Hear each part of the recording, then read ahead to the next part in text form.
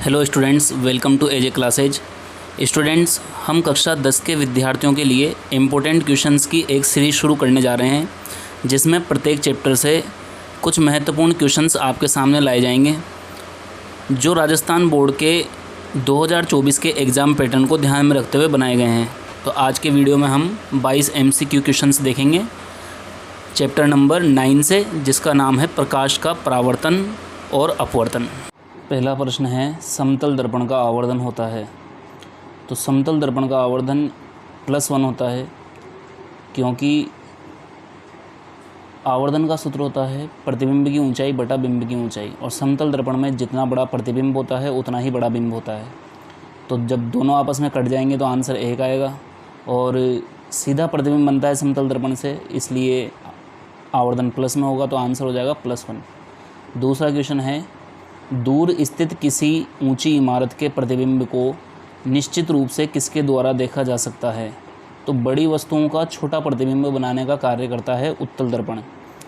तो इसका आंसर हमारा हो जाएगा उत्तल दर्पण। तीसरा प्रश्न है, टॉर्च, सर्च लाइट और वाहनों के अग्रदीपों में बल्ब लगाए जाते हैं। टॉर्च, सर्च लाइट और वाहनों के अग्रदीपों में जो बल्ब लगाया जाता है वो परावर्तक के फोकस के निकट लगाया जाता है, ताकि इससे समांतर किरणें प्रकाश की प्राप्त हो सकें। तो ऑप्शन बी हमारा सही हो जाएगा। अगला प्रश्न है, अवतल दर्पण द्वारा किसी वस्तु का प्रतिबिंब आभासी, सीधा तथा वस्तु से बड़ा बनता है। जब वस्तु की स्थिति होती है तो अवतल दर्पण द्वारा बड़ा प्रतिबिंब बनाने के लिए वस्तु को दर्पण के ध्रुव और फोकस के बीच में रखा जाता है। तो हमारा ऑप्शन यहाँ पर डी सही हो जाएगा, दर्पण के ध्रुव तथा फोकस के बीच में। क्वेश्चन नंबर 5 है, किसी वस्तु को अवतल दर्पण और फोकस के बीच रखा जाता है, प्रतिबिंब बनेगा। तो अवतल दर्पण और फोकस के बीच अगर वस्तु को रखा जाए तो प्रतिबिंब जो है इसका आभासी बनेगा, यानी दर्पण के पीछे बनेगा, और बिंब से बड़ा प्रतिबिंब बनता है। अगला प्रश्न है हमारा क्वेश्चन नंबर 6, किसी गोलीय दर्पण द्वारा प्रतिबिंब हमेशा सीधा बनता है, जबकि आप कितनी भी दूरी पर खड़े हों दर्पण हैं। तो हमेशा सीधा प्रतिबिंब उत्तल दर्पण में बनता है, यानी कि वस्तु को कितनी भी दूरी पर रखा जाए हमेशा सीधा प्रतिबिंब केवल उत्तल दर्पण में बनता है। तो यहाँ पर हमारा सी ऑप्शन सही हो जाएगा। क्वेश्चन नंबर 7 है, साधारण दर्पण से परावर्तित होकर कौन सा प्रतिबिंब बनता है। तो साधारण दर्पण से वास्तविक एवं आभासी दोनों प्रतिबिंब बन सकते हैं, यानी ऑप्शन नंबर सी सही हो जाएगा। अगला क्वेश्चन है, यदि कांच का अपवर्तनांक 1.5 हो तो कांच में प्रकाश का वेग कितना होगा। तो किसी भी माध्यम में प्रकाश का वेग ज्ञात करने का हमारे पास सूत्र होता है निर्वात में प्रकाश का वेग बटे उस माध्यम का अपवर्तनांक। तो निर्वात में प्रकाश का वेग हमें पता होना चाहिए 3 × 10⁸ मीटर प्रति सेकंड होता है, और इसमें कांच का अपवर्तनांक हमें दिया गया है 1.5। तो 1.5 का अगर भाग लगाएंगे तो हमारा आंसर आ जाएगा 2 × 10⁸ मीटर प्रति सेकंड। क्वेश्चन नंबर 9 है हमारे पास, कोई किरण पृष्ठ पर लंबवत आपतित होती है, तब अपवर्तन कोण का मान। तो कोई भी प्रकाश किरण अगर लंबवत आपतित होती है, यानी अभिलंब की दिशा में आपतित होगी, तो इस कंडीशन में प्रकाश किरण का अपवर्तन नहीं होगा और अपवर्तन कोण का मान हो जाएगा 0 डिग्री। अगला प्रश्न है क्वेश्चन नंबर 10, एक कांच के गुटके यानी कि स्लेब की क्षमता होगी, तो कांच की स्लेब की पावर जो है वो 0 होती है, यानी ऑप्शन हमारा ए सही होगा। क्वेश्चन नंबर 11 देखेंगे, प्रकाश का वेग न्यूनतम होता है।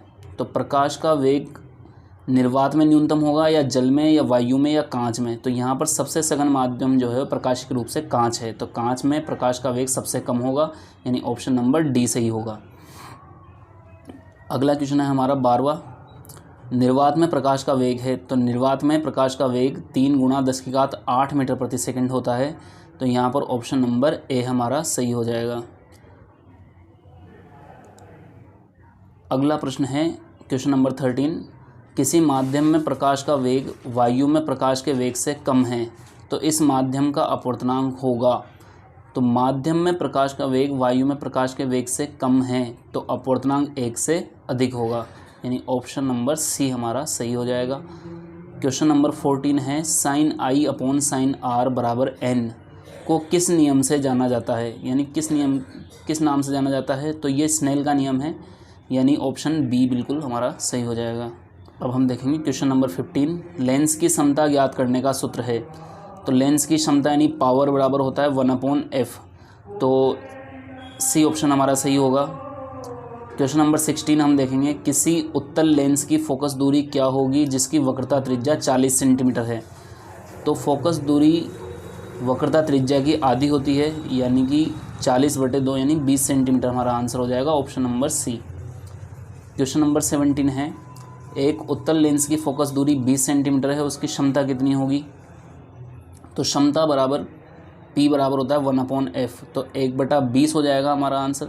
लेकिन ये 20 सेंटीमीटर है तो इसको हम पहले मीटर में बदलेंगे, यानी कि 100 से गुणा करना पड़ेगा। तो 100/20 यानी कि 5 डायप्टर हमारा आंसर हो जाएगा। उसके बाद क्वेश्चन नंबर 18 देखेंगे, उत्तल लेंस द्वारा सूर्य का प्रतिबिंब बनता है। तो उत्तल लेंस द्वारा सूर्य का प्रतिबिंब उसके फोकस पर बनेगा यानी F पर। तो इसका ऑप्शन हो जाएगा ए आंसर सही होगा। अगला क्वेश्चन देखेंगे 19, एक लेंस बीच में से मोटा तथा किनारों पर से पतला है, तब यह लेंस कौन सा होगा। तो बीच में से मोटा और किनारों से पतला लेंस होता है उत्तल लेंस, और बीच में से पतला और किनारों से मोटा जो होता है वो होता है अवतल लेंस। तो यहाँ पर हमारा बीच में से मोटा और किनारों से पतला पूछा है, यानी कि उत्तल लेंस, ऑप्शन सी सही होगा। नेक्स्ट क्वेश्चन है, एक उत्तल लेंस की क्षमता का चिन्ह है। तो उत्तल लेंस की जो क्षमता होती है वो धनात्मक होती है, तो ऑप्शन ए हमारा सही होगा। क्वेश्चन नंबर 21 दिया है, यदि उत्तल लेंस के सामने वस्तु अनंत व 2f के बीच रखी हो तो उसका प्रतिबिंब बनेगा। तो यदि वस्तु अनंत और 2f के बीच में रखी हुई है तो इसका प्रतिबिंब वास्तविक बनेगा, उल्टा बनेगा और वस्तु से छोटा बनेगा। तो ऑप्शन कौन सा वाला मैच हो रहा है यहाँ पर, ऑप्शन सी हमारा बिल्कुल सही होगा, वास्तविक उल्टा और वस्तु से छोटा। क्वेश्चन नंबर 22 है, दिए गए चित्र में कोण x का मान बताइए। तो यहाँ पर देखेंगे हम परावर्तन की घटना घटित हो रही है, और परावर्तन की घटना में हमें नियम पता होना चाहिए परावर्तन का कि आपतन कोण बराबर होता है परावर्तन कोण के। तो आपतन कोण 30 डिग्री है तो परावर्तन कोण भी कितना होगा 30 डिग्री, यानी कि हमारा आंसर सही हो जाएगा यहाँ पर डी।